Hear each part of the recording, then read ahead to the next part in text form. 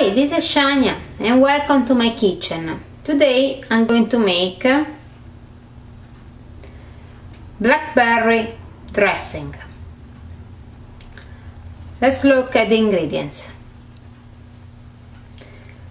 3 teaspoons blackberry preserve, half cup vegetable oil, 2 teaspoons balsamic vinegar, a quarter teaspoon salt, a quarter teaspoon black pepper.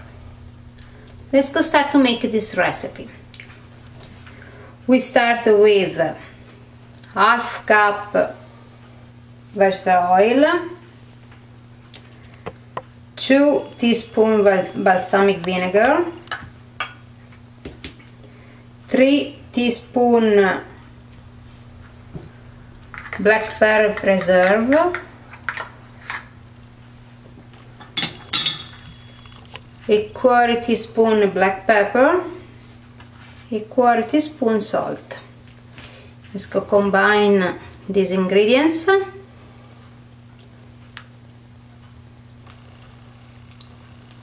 Okay, and your blackberry dressing is ready. And don't forget to thumbs up my video and subscribe to my channel for more great recipe. Bye bye!